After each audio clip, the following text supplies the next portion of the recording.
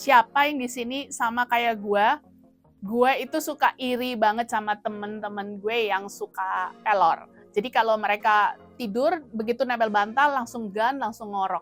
Dulu, gue itu kalau tidur bisa jam 4 subuh. Karena gue suka overthinking, terus pikirannya kemana-mana, abis itu nggak bisa tidur, terus main game, nonton Netflix, dan akhirnya subuh baru tiduran karena kecapean. Hai, nama gue Gaby, welcome to my channel. Hari ini gue mau sharing bagaimana midnight journaling membantu gue untuk akhirnya bisa tidur secara normal. Dan siapa tahu midnight journaling ini juga bisa jadi solusi buat kamu yang suka overthinking dan nggak bisa tidur juga. Awal cerita gue concern untuk bikin tidur gue normal, itu sebetulnya berawal dari ketika gue baca sebuah artikel yang bilang bahwa ada hubungannya loh kalau lu tidurnya itu nyubuh dengan berat badan lu. Karena kurang tidur itu sangat pengaruh sama hormon yang akhirnya membuat kita menjadi susah kehilangan berat badan gitu. Dan karena gua gendut gitu ya, gua itu mau banget turunin berat badan, gua mau hidup yang lebih sehat. Dan kalau lu pikir ya, antara lu pergi ke gym, which is lu harus berkeringat dan lu harus kerja keras, olahraga, lalu lu harus jaga makan, jangan sampai berlebihan makanan, ya yang paling gampang solusinya adalah mengatur pola tidur. Tapi ternyata gua salah besar. Mengontrol diri untuk nggak berlebihan makan Indomie misalnya, itu ternyata masih lebih mudah daripada mengontrol pikiran gue untuk bisa shut down dan istirahat dan tidur.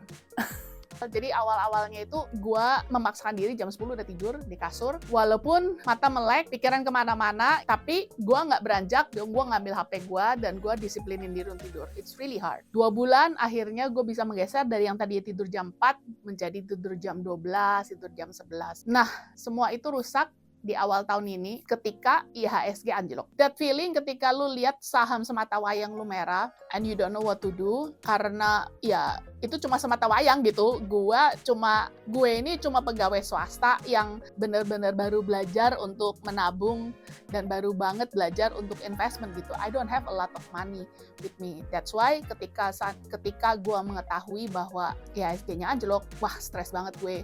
Dan that night gue nggak bisa tidur. Muncul semua overthinking, muncul semua kekhawatiran, aduh apa yang akan terjadi di masa depan, apakah ini akan menjadi lebih buruk, apakah ini akan menjadi lebih baik, kapan pulihnya. Semua pertanyaan-pertanyaan jujur gue nggak tahu apa jawabannya.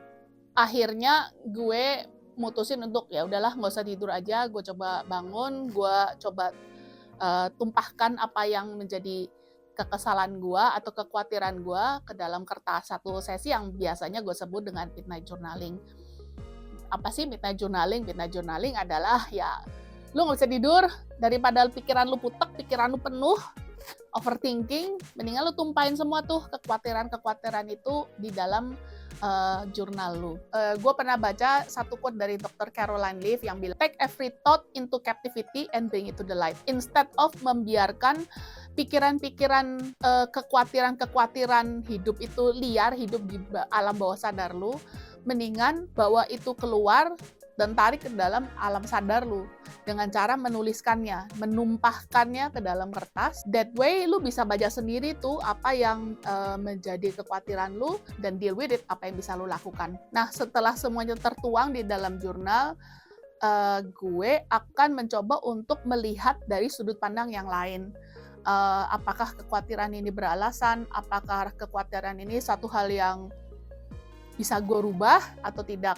Dan salah satu tips yang gue suka lakuin adalah gue mencoba untuk ingat ada ayat firman Tuhan apa nih, karena gue Kristen ya, ada ayat firman Tuhan apa nih yang contradicting that situations. Pada malam itu yang gue ingat itu cuma si Matius 6 ayat 35-34. Dan gue nggak tahu apakah ada ayat lain lebih pas dalam hal itu, tapi ada cuma itu yang keinget dan gue menuliskannya supaya mata gue melihat dan hati gue tenang dan gue nggak khawatir. Dan regardless apapun yang terjadi di kemudian hari, ya Tuhan yang akan menyanggupkan gue, Tuhan akan provide. Fast forward ke sekarang, bulan Juni tahun 2026, gue merasa ya kondisinya mungkin lebih merah dari sebelumnya. IHSG-nya sempat lebih anjlok dari sebelumnya juga, dolar lebih naik, lagi hobi pemadaman listrik, but I'm okay. Karena gue tahu itu sampai bulan ini juga gue masih hidup. I'm okay. Tuhan yang menguatkan gue, Tuhan yang memampukan gue, and He will be there for me, and everything is going to be just fine.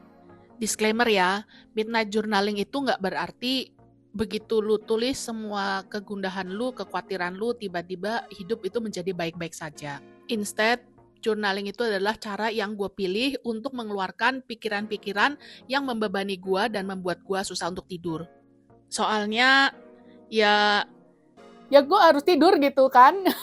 Balik lagi gue harus tidur gitu. Jadi ya gue kasihin semua kekhawatiran itu ke Tuhan. Buat yang sama kayak gue suka overthinking dan kekhawatiran, boleh deh cobain midnight journaling-nya. I hope that will help you the way it helped me. Sampai ketemu lagi di video yang akan datang. Bye!